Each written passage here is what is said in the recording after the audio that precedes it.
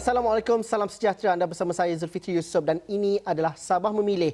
Sabah Memilih edisi 31 Ogos 2020, Hari Kebangsaan ke-63. Sudah pasti makna dan juga erti kemerdekaan kita tanya, apakah harapan untuk mengisi kemerdekaan dalam konteks di negeri Sabah? Khususnya dengan pilihan raya negeri bakal berkunjung tiba, sudah pasti harapan rakyat dan juga interpretasi tak ada makna kemerdekaan itu juga berbeza-beza dan ada erti yang lebih besar. Itu yang cuba saya bawakan pada hari ini, mengangkat suara anak muda, bagaimana mereka apresiasikan terhadap erti kemerdekaan, apakah harapan mereka, dan juga kita tidak dapat lari daripada cerita orang politik menjelang pilihan raya negeri. Perkembangan itu juga akan saya bawakan. Tapi elok dah moleklah jika hari kemerdekaan ini disambut dan juga dikongsikan cerita mengenai penduduk di Beaufort, Kuala Penyu, Sepitang dan Menumbuk yang melalui jambatan Sungai Padas Beaufort pasti akan terpegun dengan kibaran ratusan jalur gemilang dan bendera negeri Sabah dari sebuah rumah di tepi jambatan itu. Cukup mengujakan semangat tuan rumah yang sanggup memasang jalur gemilang dan bendera Sabah di setiap pelusuk dinding luar, pintu, pagar dan halaman rumahnya. Bagi tuan rumah Muhammad Arif Abdullah, 53 tahun, bila tibanya bulan Julai, dia sudah siap siaga untuk ke hutan mencari kayu untuk dibuat tiang bendera. Kayu tinggi itu, kata Muhammad Arif, akan dipikul sendiri dan dibawa ke rumah sebelum dibersihkan. Itu yang sebelum bulan depan saya sudah susun bagus-bagus, tinggal pasang. Kayu pula saya ambil dari hutan, saya angkat dari hutan, pikul dari hutan sampailah pergi sini rumah, bikin bagus-bagus. Sudah itu pasang satu-satu lah. Kemeriahan dan kemegahan jalur gemilang dan bendera Sabah itu akan mula dipasang pada 31 Julai setiap tahun. Apa yang menarik, Muhammad Arif yang dibantu isterinya akan memasang bendera itu pada waktu malam sebelum 1 Ogos setiap tahun. Masa saya memasang ini semasa malam saja. Saya tidak pernah memasang bilang siang. Pasal saya tahulah kan saya pergi kerja, jadi petang itu saya pulang dari kerja, belum saya naik ke rumah. Terus pergi dibawa kulung, usai sudah dia, tepat jam 6 begitu, 6 petang, terus kasih berdiri sudah, korek lubang. Tidak pernah bilang memasang malam, siang. Semua pasang malam? Mesti masang malam. Jadi apabila sampai 16 hari bulan 9 itu, malam juga saya membuka. Tapi saya tidak buka semualah. Saya kasih tinggal 2 saja.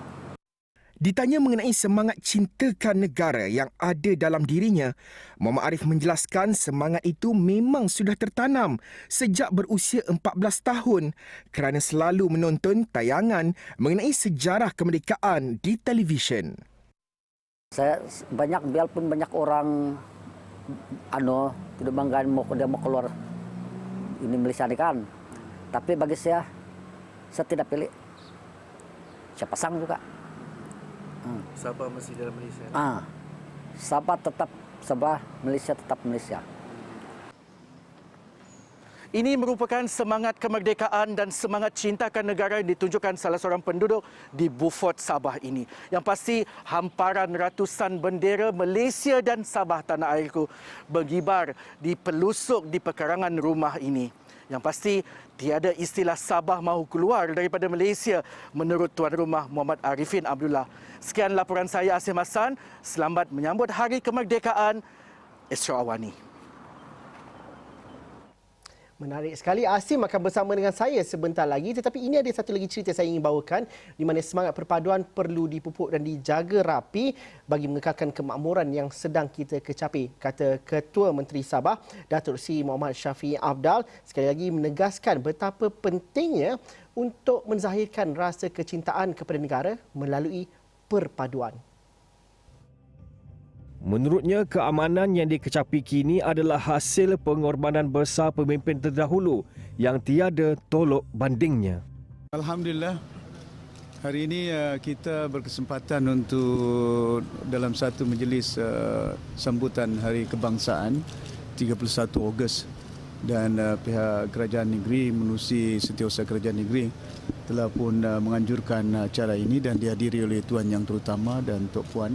Dan ini merupakan salah satu usaha kita untuk menanamkan semangat kecintaan kepada negara kita dan juga kita tanda syukur kepada Allah Subhanahu Wa Taala di atas limpah kurnianya sehingga kita dapat hidup dalam keadaan makmur, sejahtera di negara kita khususnya di peringkat negeri Sabah ini. Dan saya berharap dengan adanya perayaan seumpama ini ianya akan dapat menanam semangat kecintaan kepada seluruh rakyat di negara ini tanpa mengira kaum, tanpa mengira agama yang ada. Kerana ini merupakan salah satu usaha yang perlu kita bina, iaitu bukan berlandaskan agama dan kaum yang boleh memecah belah, tapi kecintaan kepada negara ini cukup penting. Sambutan Hari Kebangsaan ke-63 peringkat negeri Sabah dianjurkan secara sederhana dengan hanya 250 orang menghadirinya. Selain upacara menaikkan jalur gemilang dan bendera negeri, acara lain seperti persembahan deklamasi puisi dan tarian turut dimuatkan dalam majlis yang berlangsung selama hampir 2 jam tersebut. Okey, ingin saya terus bersama dengan rakan setugas Asim Hassan yang kini berada di Sandakan. Hasim, selamat Hari Kemerdekaan, selamat Hari Kebangsaan. Sudah pasti sesuatu yang cukup bermakna sekali apabila menyambut Hari Kemerdekaan dan juga Hari Kebangsaan ini dalam konteks pilihan raya negeri Sabah. Hasim berkesempatan untuk pergi ke sebuah rumah di Beaufort. Cantik sangat, ratusan bendera dan lebih penting Hasim katakan di akhir, di penghujung laporan tersebut, tiada istilah Sabah keluar dari Malaysia. Dan sejauh mana semangat patriotisme, semangat cintakan negara ini diterjemahkan menerusi cerita Pak Cik tersebut, Asim?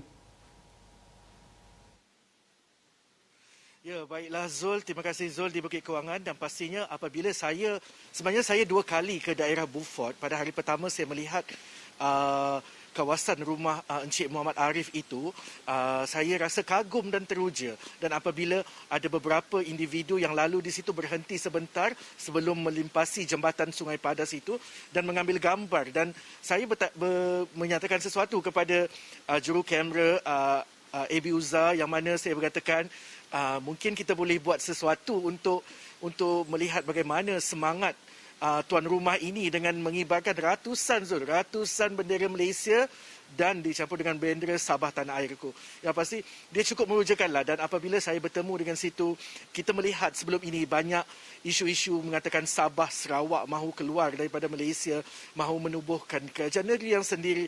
Dan saya juga nyatakan, saya juga tanya kepada tuan rumah itu, Encik Muhammad Arif Abdullah itu, yang mana bagaimana perasaan beliau? Adakah beliau merasakan Sabah ini terpinggir, mahu keluar daripada Sabah atau Sabah perlu mentadbir negerinya sendiri daripada Malaysia? Dia kata Sabah tetap Sabah dan Malaysia tetap Malaysia dan Sabah tetap di dalam Malaysia, Zul. Mungkin asal dari Labuan tetapi cukup masak dengan seluruh masyarakat di Sabah. Dan saya selalu mengatakan bahawa jika mahu melihat semangat dan juga nilai perpaduan yang sebenar, itu adanya di Sarawak dan juga di Sabah, di mana keharmonian antara kaum itu terjaga, hormat menghormati terhadap perbezaan itu sentiasa wujud, dan betapa pentingnya semangat kesatuan dan juga bersatu itu. Asim melihat bagaimana sambutan Hari Kemerdekaan pada tahun ini. Meskipun kita seringkali berbeza pandangan, ada isu yang timbul, akan tetapi nilai dan juga perpaduan itu sentiasa utuh di negeri Sabah, Asim. Betul Zul, apa yang ingin saya bawakan ini, tadi saya berada di sebuah kopitiam untuk bersarapan pagi di sebuah kopitiam Cina, dan apabila saya minta izin untuk merakamkan sedikit visual untuk saya kongsikan tetapi tidak dibenarkan, maknanya ada yang mungkin malu-malu tak nak diambil gambar dan visual dan semua kan. Dan apa yang dapat saya lihat, semangat itu masih ada kibaran bendera di luar premis, dan ada juga pelbagai boleh saya lihat pelbagai lapisan masyarakat, pelbagai kaum. Melayu, saya tahu Kadazan, ada dari kaum Bugis, Bajau yang ada di situ dan juga kaum Cina untuk makan menikmati sarapan bersama-sama. Dan jika saya lihat juga perkara itu adalah sesuatu yang biasa, bukan sesuatu yang luar biasa di Sabah itu sendiri, yang pastinya ada juga stall untuk makanan, ada juga gerai untuk makanan orang Cina yang mungkin bukan halal, dan ada juga stall untuk makanan yang halal. Dan kita bagi saya semangat itu tiada perbezaan pun itu kedai makan Cina ke, tetapi ada jual barangan makanan Melayu, makanan halal, kenapa tidak boleh kita makan di situ? Sedangkan asalkan kita tidak melampaui batas agama itu sendiri. Apa yang pasti semangat perpaduan itu, tiada pun istilah kedai Cina orang Melayu tak boleh masuk. Tetapi itu yang saya sedikit terkilan apabila sukar untuk saya buktikan keramahan dan maksud saya kepelbagaian kaum itu sendiri ketika saya bersarapan tadi. Dan juru kamera saya yang berasal dari Kuala Lumpur juga cukup teruja. Dia kata banyaknya orang Melayu juga makan dekat sini. Saya cakap kedai sini pun memang famous dengan makanan roti bakar dan kopi. Oh itu Zul.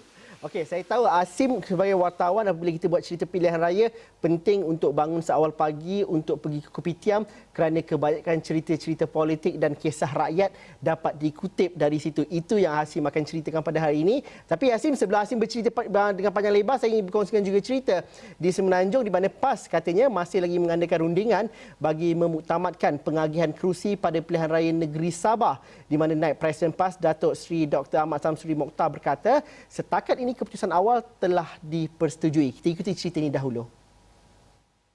Bagaimanapun, Menteri Besar Terengganu itu berkata pengisytiharan calon akan dilakukan selepas kata sepakat dicapai bersama rakan sekutu dalam Perikatan Nasional. Kita sedang mengadakan perbincangan.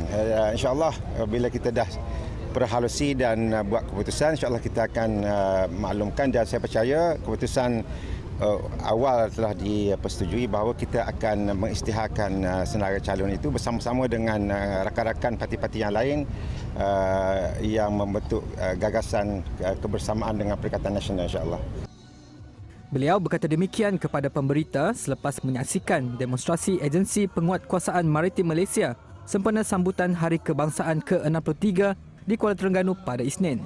Terdahulu, PAS berharap dapat bertanding di 6 hingga 10 kerusi pada pilihan raya negeri Sabah. Timbalan Presiden PAS, Datuk Tuan Ibrahim Tuan Man berkata, parti itu telah menyerahkan senarai calonnya kepada Muafakat Nasional dan Perikatan Nasional untuk keputusan akhir. Itu cerita di Kuala Terengganu. Tapi Asim cerita mengenai calon, cerita mengenai siapa yang berada di tempat mana, bertanding di mana. Itu yang cerita yang menjadi bertiup kencang dan juga sering dibualkan apabila kita bercerita mengenai pilihan raya negeri Sabah ini. Asim ke Kopitiam dan juga beberapa kedai-kedai di sepanjang perjalanan Asim membuat liputan di Sabah.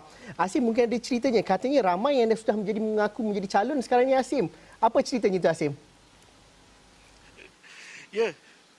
Ya, betul Zul. Jika saya sebelum saya ke sandakan ini pada kemarin untuk membuat lawatan rasmi Yang Amat Berhormat Perdana Menteri Tan Sri Muhyiddin Yassin, saya dari Kudat dan terus langsung ke sandakan ini, dan sepanjang saya di Kudat dan Kota Marudu dan sampai juga saya ke sandakan, apabila sarapan pagi kita bercerita, orang di sebelah meja bercerita mengenai calon.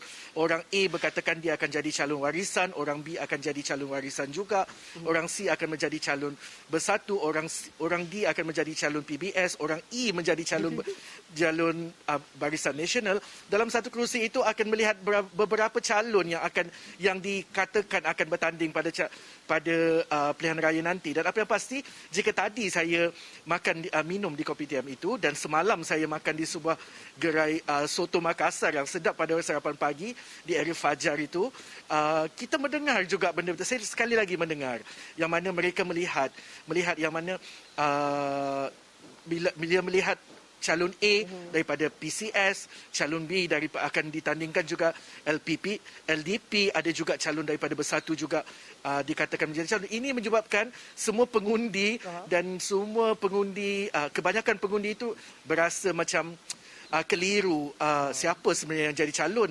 Sebab kalau kita tahu dalam gabungan itu, jika seseorang itu menyatakan dia calon UMNO, di samping itu juga ada juga calon mengatakan dia calon bersatu. Maknanya bila belum lagi ada pemufakatan dalam kalangan kedua-dua parti itu melihat kepada calon tersebut. Begitu juga calon dari peringkat warisan mengatakan ada calon, dan di AP pun kata, dan diorang katakan akan ada juga calon di AP, contohnya di Tanjung Papat. Dan ini juga yang merunsingkan atau membuatkan pengundi-pengundi itu keliru, Zul, siapa yang sebenarnya akan menjadi calon.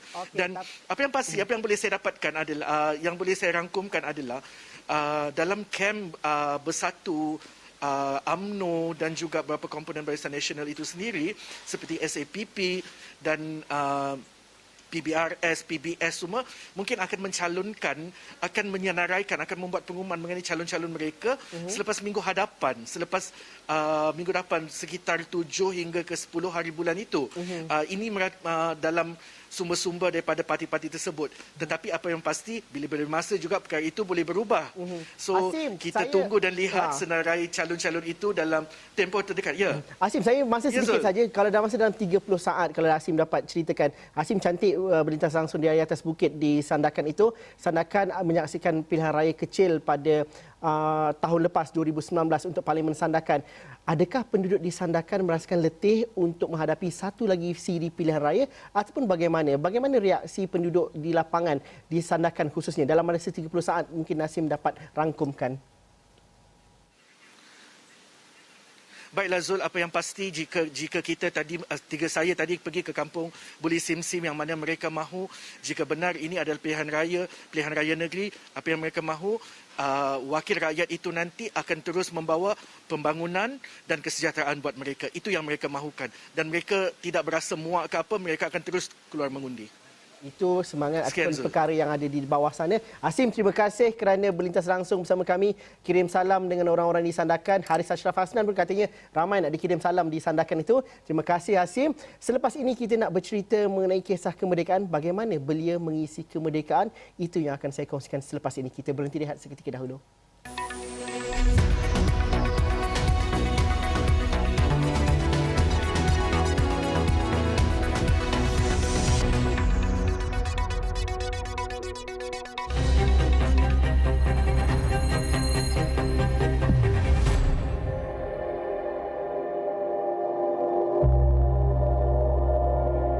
Jadi kita mengharapkan agar kemerdekaan diterjemah sebaik mungkin oleh golongan anak muda dan menjadikan Malaysia sebagai salah satu ikon antarabangsa dalam perkembangan ekonomi belia lah. Yang paling penting adalah bagaimana belia itu memahami kemerdekaan. Kemerdekaan ini merupakan salah satu pencapaian terbaik di mana-mana negara. Meningkatkan lagi kemudahan infrastruktur seperti pembangunan dan pendidikan tu. Jadi agar murid macam pelajar negara sendiri tidak boleh pergi jauh-jauh macam masalah tiket apa semua. Jadi maksudnya senanglah untuk kos dorang perbelanjaan tu. Mudah untuk tak payahlah fikir jauh-jauh dah macam okey kos tu di situ. Okey di situlah dia punya tempat dia senang, dia mudah dia belajar. Lepas tu lah tak payah lagi macam ibu bapa ni kan banyak fikir bilang kos mahal, nanti susah orang tua mau pergi sana. Nah, jadi kalau kemudahan infrastruktur ni banyak macam pendidikan lah dari segi. So bagi saya merupakan seorang usahawan di Sandakan. So saya amat mementingkan sektor keusahawanan di Sabah sebab pembangunan sektor keusahawan ini amat penting untuk membangunkan ekonomi di Sabah.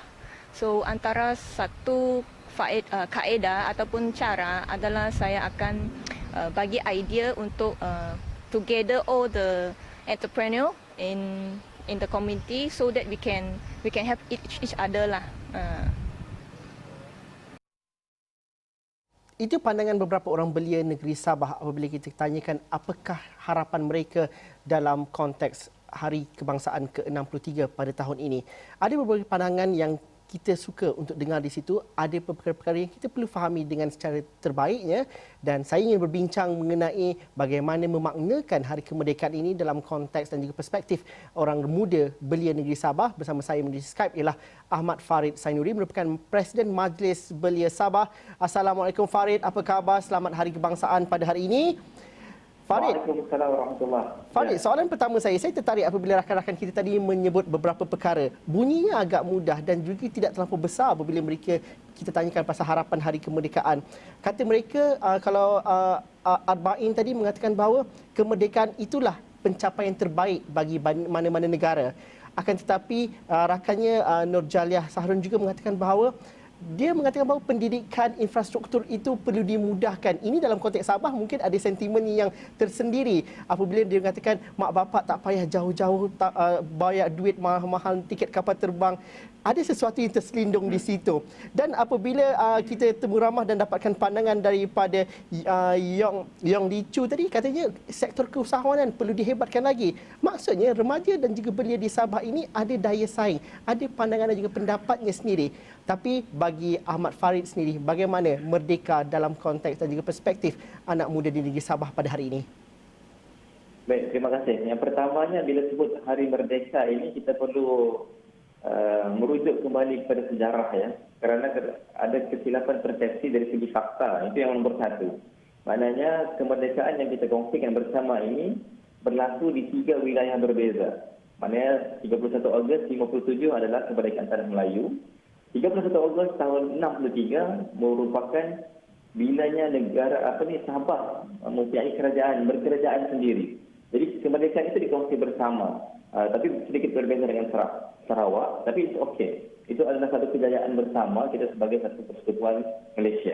Itu nombor satu. Fakta anak muda kena jelas.